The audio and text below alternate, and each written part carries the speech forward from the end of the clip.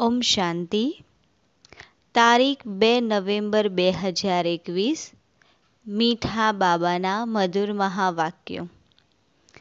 મીઠા બાળકો, તમારે મનસા વાચા કર્મણા એક્યુરેટ બનવાનું છે, કારણ કે તમે દેવતાઓથી પણ ઊંચા બ્રાહ્મણ ચોટી છો. બાબાએ કહ્યું, મનસા વાચા અને કર્મણા એક્યુરેટ, પરફેક્ટ, સચોટ બનવાનું છે, કારણ કે બાબા કહે છે દેવતાઓ કરતાં પણ ઊંચા બ્રાહ્મણ તમે છો. પ્રશ્ન છે, સૌથી ગુપ્ત અને મહીન વાત કઈ છે જે બાળકો પણ મુશ્કેલ જ સમજી શકે છે? કઈ એવી ગુપ્ત અને સૂક્ષ્મ વાત છે જે બાબા કહે છે મુશ્કેલ સમજમાં આવે છે? ઉત્તર છે, શિવ બાબા અને બ્રહ્મા બાબાનો ભેદ સમજવો આ સૌથી ગુપ્ત અને મહીન વાત છે. આમાં ઘણા બાળકો મૂંઝાઈ જાય છે. આ રહસ્ય સ્વયં બાપ બતાવે છે કે હું સવારે સવારે આ તન દ્વારા આપ બાળકોને ભણાવું છું. બાકી એવું નથી કે હું કોઈ આખો દિવસ આના પર સવારી કરું છું. એટલે કે શિવ બાબા અને બ્રહ્મા બાબાનો જે ભેદ છે સ્વયં બાપ સમજાવે છે. ઓમ શાંતિ. રૂહાની બાપ રૂહાની બાળકોને સમજાવે છે. બાળકો કોણ છે? બ્રાહ્મણ. આ ક્યારે ભૂલો નહીં કે અમે બ્રાહ્મણ છીએ, દેવતા બનવાવાળા છીએ. વર્ણને પણ યાદ કરવાના હોય છે. અહીંયા તમે પરસ્પર બ્રાહ્મણ જ બ્રાહ્મણ છો. બ્રાહ્મણોને બેહદના બાપ ભણાવે છે. આ બ્રહ્મા નથી ભણાવતા, શિવ બાબા ભણાવે છે. બ્રહ્મા દ્વારા બ્રાહ્મણોને જ ભણાવે છે. શૂદ્રથી બ્રાહ્મણ બન્યા વગર દેવતા બની ન શકાય. વારસો તો શિવ બાબાથી મળે છે. શિવ બાબા તો સર્વના બાપ છે. આ બ્રહ્માને ગ્રાન્ડફાધર કહેવાય છે. લૌકિક બાપ તો બધાને હોય જ છે. પારલૌકિક બાપને ભક્તિ માર્ગમાં યાદ કરે છે. હમણાં આપ બાળકો સમજો છો, આ અલૌકિક બાપ છે જેમને કોઈ નથી જાણતું. ભલે બ્રહ્માનું મંદિર છે, અહીંયા પણ પ્રજાપિતા આદિદેવનું મંદિર છે. એમને મહાવીર પણ કહે છે, કોઈ દિલવાળા પણ કહે છે. પરંતુ હકીકતમાં દિલ લેવાવાળા છે શિવ બાબા, ન કે બ્રહ્મા. બધી આત્માઓને સદા સુખી કરવાવાળા, ખુશી આપવાવાળા એક જ બાપ છે.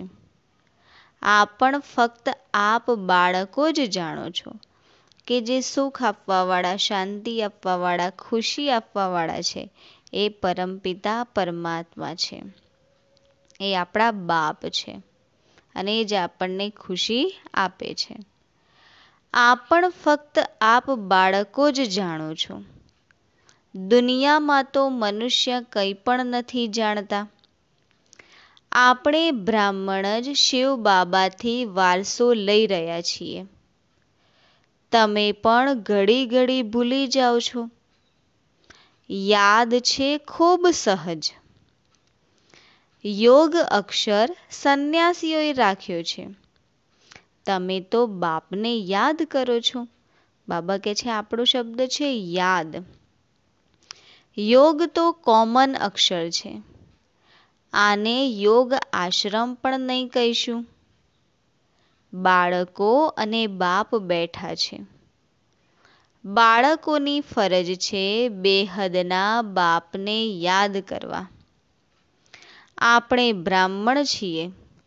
દાદાથી વારસો લઈએ છીએ બ્રહ્મા દ્વારા. એટલે શિવ બાબા કહે છે જેટલું થઈ શકે યાદ કરતા રહો. ચિત્ર પણ ભલે યાદ રાખો. યાદ તો રહેશે, આપણે બ્રાહ્મણ છીએ, બાપથી વારસો લઈએ છીએ. બ્રાહ્મણ ક્યારે પોતાની જાતિને ભૂલે છે શું? તમે શૂદ્રોના સંગમાં આવવાથી બ્રાહ્મણપણું ભૂલી જાઓ છો. બ્રાહ્મણ તો દેવતાઓથી પણ ઊંચા છે, કારણ કે તમે બ્રાહ્મણ નોલેજફુલ છો. ભગવાનને જાની જાનનહાર કહે છે ને. આનો અર્થ આ નથી કે બધાના દિલમાં શું છે તે બેસી જુએ છે. ના, એમને સૃષ્ટિના આદિ મધ્ય અંતનું નોલેજ છે. જાની જાનનાર એટલે કે પરમાત્માને આ સૃષ્ટિ ચક્ર છે એનો આદિ મધ્ય અંત બધું જ નોલેજ છે. એ બીજ રૂપ છે. બીજ ઝાડના આદિ મધ્ય અંતને જાણે છે. તો એવા બાપને બહુ જ યાદ કરવાના છે. આમની આત્મા પણ એ બાપને યાદ કરે છે. એ બાપ કહે છે, આ પણ મને યાદ કરશે ત્યારે આ પદ પામશે. બ્રહ્મા બાબાની વાત છે કે બ્રહ્મા બાબા પણ યાદ કરશે, પુરુષાર્થ કરશે, ત્યારે એમને ઊંચું પદ મળશે. તમે પણ યાદ કરશો તો પદ પામશો. પહેલા તમે વગર શરીર યાની અશરીરી આવ્યા હતા. ફરી અશરીરી બનીને પાછા જવાનું છે. બીજા બધા દેહના સંબંધી તમને દુઃખ આપવાવાળા છે. એમને કેમ યાદ કરો છો, જ્યારે કે હું તમને મળ્યો છું? હું તમને નવી દુનિયામાં લઈ જવા આવ્યો છું. ત્યાં કોઈ દુઃખ નથી. તે છે દૈવી સંબંધ. અહીંયા પહેલા દુઃખ હોય છે, સ્ત્રી અને પુરુષના સંબંધમાં, કારણ કે વિકારી બને છે.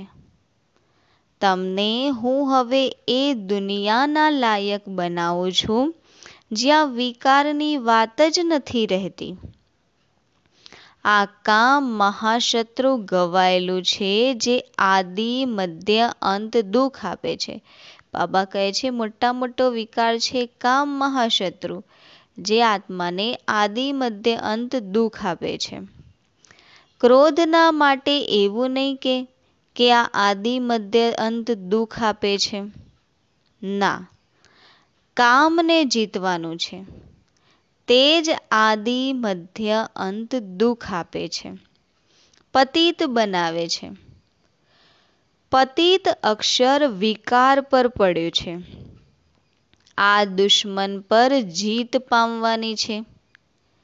તમે જાણો છો, આપણે સતયુગના દેવી દેવતા બની રહ્યા છીએ. જ્યાં સુધી આ નિશ્ચય નહીં, ત્યાં સુધી કંઈ પામી નહીં શકો. બાપ સમજાવે છે, બાળકોએ મનસા વાચા કર્મણા એક્યુરેટ બનવાનું છે. એટલે કે સચોટ બનવાનું છે, પરફેક્ટ બનવાનું છે. મહેનત છે. દુનિયામાં આ કોઈને પણ ખબર નથી કે તમે ભારતને સ્વર્ગ બનાવો છો. આગળ ચાલીને સમજ છે. ઈચ્છે પણ છે કે એક દુનિયા, એક રાજ્ય, એક ધર્મ, એક ભાષા હોય. બાબા કહે છે અત્યારે નથી જાણતા, આગળ જતા એ પણ સમજશે. તમે સમજાવી શકો છો. આજથી 5000 વર્ષ પહેલા એક રાજ્ય, એક ધર્મ હતો, જેને સ્વર્ગ કહેવાય છે. રામ રાજ્ય, રાવણ રાજ્યને પણ કોઈ નથી જાણતું. તમે પણ જાણતા નહોતા. હમણાં તમે સ્વચ્છ બુદ્ધિ બન્યા છો, નંબરવાર પુરુષાર્થ અનુસાર. બાપ બેસી તમને સમજાવે છે તો જરૂર બાપની મત ઉપર ચાલો. બાપ કહે છે, જૂની દુનિયામાં રહેતા કમળ ફૂલ સમાન પવિત્ર રહો. બાબા આપણને સમજાવે છે તો આપણે બાબાની મત ઉપર ચાલવાનું છે. એમની મત પર આધારે એમની ધારણા કરવાની છે. તો બાબાએ કહ્યું, આ જૂની દુનિયામાં રહીને પણ કમળ ફૂલ સમાન પવિત્ર બનો. મને યાદ પણ કરતા રહો. બાપ આત્માઓને સમજાવે છે.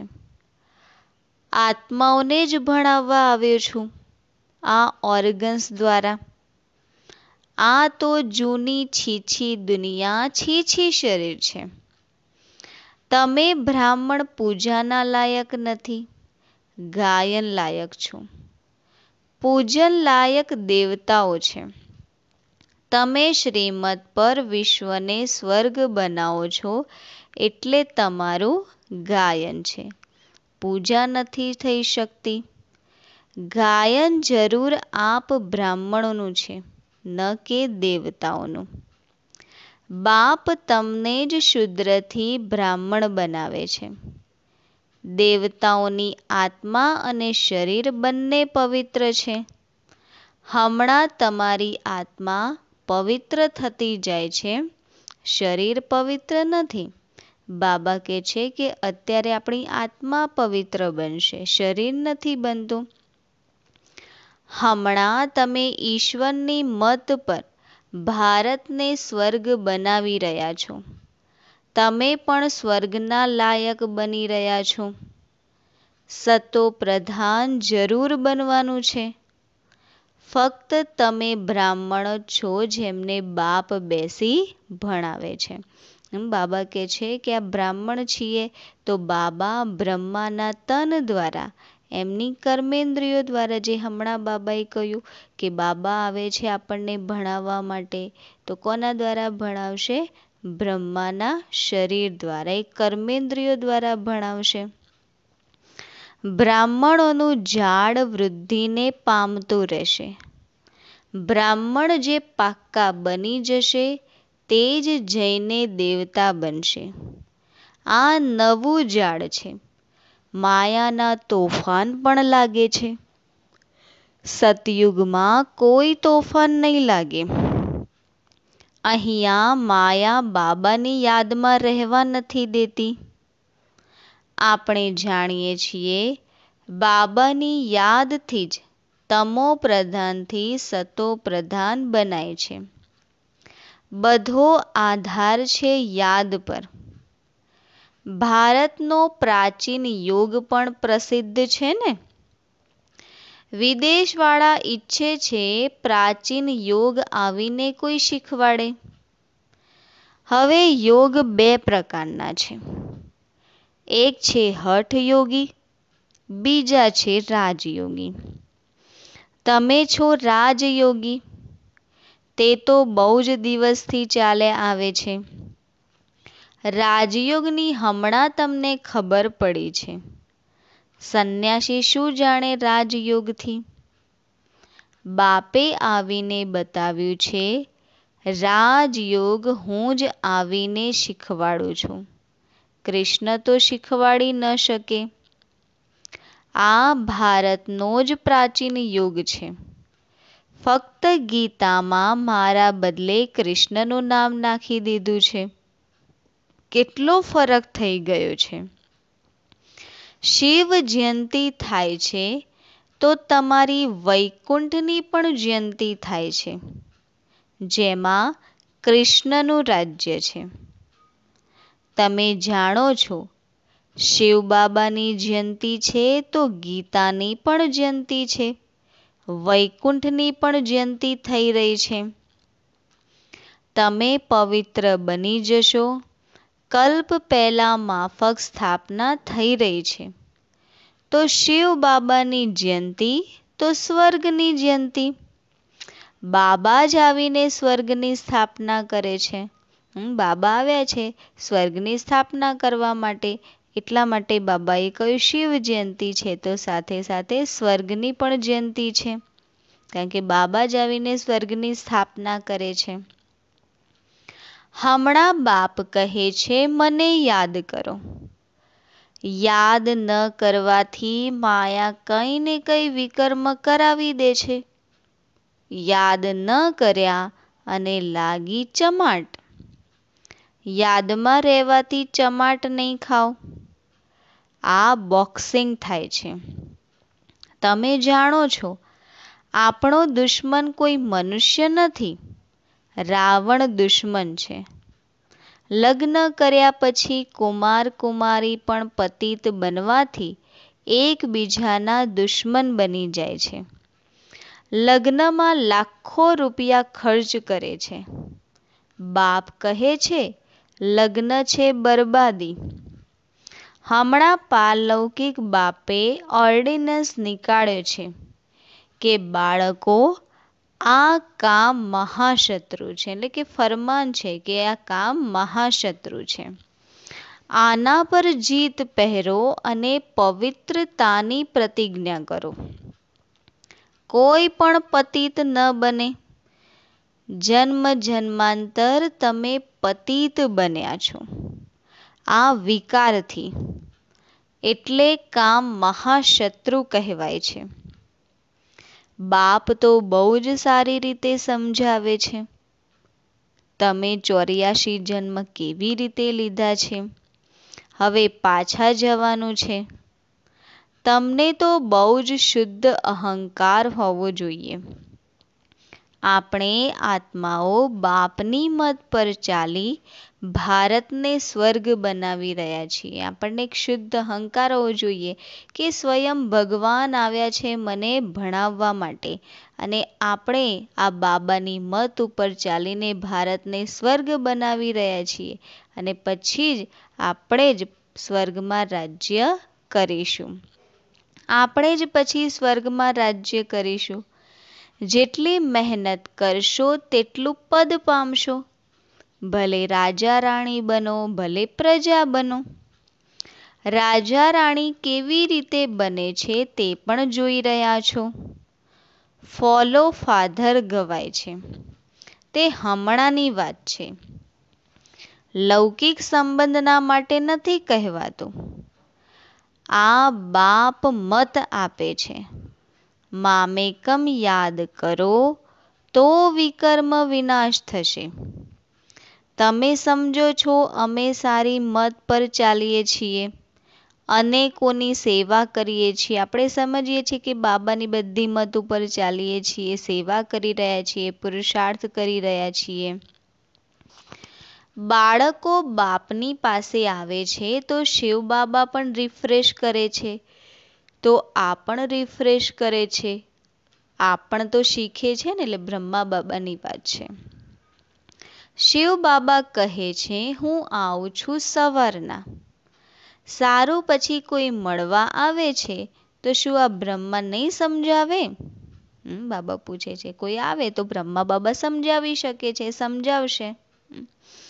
એવું કહેશે શું કે બાબા તમે આવીને સમજાવો, હું નહીં સમજાવીશ? આ બહુ જ ગુપ્ત ગુહ્ય વાતો છે ને. હું તો સૌથી સારું સમજાવી શકું છું. તમે એવું કેમ સમજો છો કે શિવ બાબા જ સમજાવે છે, આ નહીં સમજાવતા હશે? બ્રહ્મા બાબા પણ સમજાવે છે. આ પણ જાણો છો કલ્પ પહેલા આપણે સમજાવ્યું છે ત્યારે તો આ પદ પામ્યું છે. મમ્મા પણ સમજાવતા હતા ને, તે પણ ઊંચ પદ પામે છે. ત્યાં બાબાને સૂક્ષ્મ વતનમાં જુએ છે તો બાળકોએ ફોલો કરવાનું છે. સરેન્ડર થાય પણ ગરીબ છે. સાવકાર તો સરેન્ડર થઈ ન શકે.